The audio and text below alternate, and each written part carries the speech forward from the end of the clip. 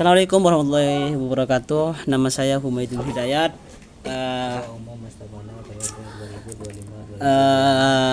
Anak HES A. Di sini saya sesuai tugas di sini membuat sebuah video yang dimana isinya yaitu mencari sebuah pelanggaran hak cipta seperti itu, dan berikan sebuah pendapat menurut yang ini. Seterusnya mungkin langsung saja di sini saya akan membawakan sebuah kasus di mana yaitu pelakunya yaitu mungkin kita semua sudah tidak asing dengan Gen Halilintar, di mana di sini Gen Halilintar itu sudah melanggar hak cipta, yaitu menyanyikan apa ya istilahnya itu mengubah suatu lirik dari lagu, dimana lagu itu adalah lagu Santik yang dinyanyikan oleh Siti Badriah, dan di situ juga pemegang hak eksklusif yaitu PT Naga Suara gitu.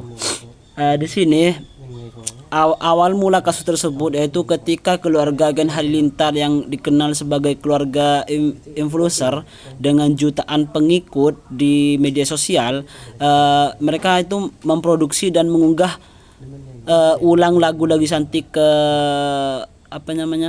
ke YouTube mereka. Lagu tersebut sebelumnya itu adalah karya yang sangat populer dan dinyanyikan oleh Siti Badriah dan diproduksi oleh label musik PT Naga Suara seperti itu. Yang menjadi persoalan adalah Gen Halilintar di sini bukan hanya menyanyikan lagu tersebut, akan tetapi ya jadi ini yang dilanggar oleh Gen Halilintar itu mungkin ke PT Naga Suara itu mungkin sudah sangat merugikan seperti itu. Di sini Gen Halilintar itu telah merubah lirik tanpa izin, terus menyebarluaskan ulang secara publik di platform dan monetisasi konten tersebut dan memperoleh keuntungan dari karya milik orang lain seperti itu. Itu karena PT Naga Suara itu sudah merasa gak enak dengan kejadian tersebut, maka PT Naga Suara itu selaku pemegang hak eksklusif atas lagu tersebut itu mengajukan gugatan terhadap pengadilan, di mana mereka itu menilai tindakan Gen Halilintar itu sudah melanggar hak cipta. Maka Mahkamah Agung RI itu dalam putusan akhirnya menyatakan bahwasanya Gen Halilintar ini terbukti melakukan sebuah pelanggaran hak cipta, dan di sana dikasih hukuman yaitu dengan membayar ganti rugi sebesar 300 juta seperti itu. Seterusnya untuk kalau menurut saya sendiri, menurut pendapat saya, di sini sudah ada beberapa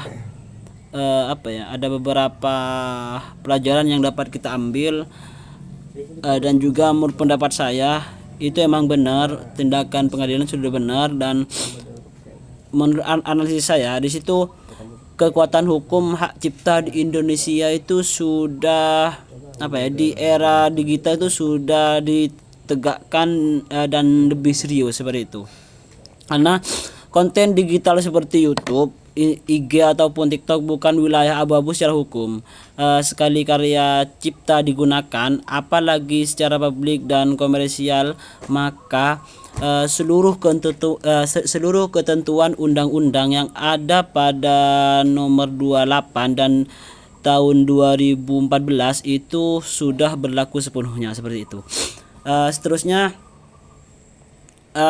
yang dapat kita ambil itu pentingnya mengedukasi untuk konten kreator, karena mungkin banyak hal ataupun di sini konten kreator itu melanggar hak cipta, yaitu dengan mengambil kreativitas orang-orang lain seperti itu.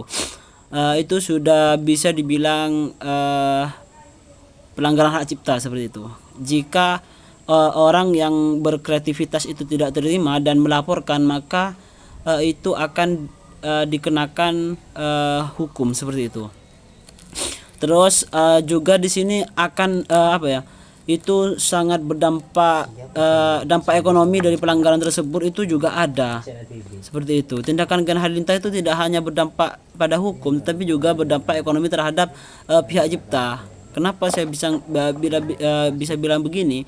Yaitu monetisasi itu di YouTube berarti itu ada keuntungan ekonomi yang diterima oleh pihak yang bukan pemilik sah seperti itu.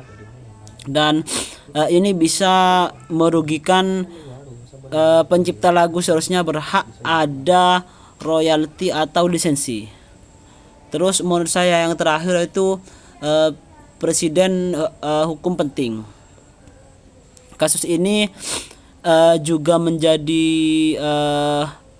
presiden penting dalam dunia hukum Indonesia karena melibatkan tokoh publik dengan pengaruh besar di media sosial.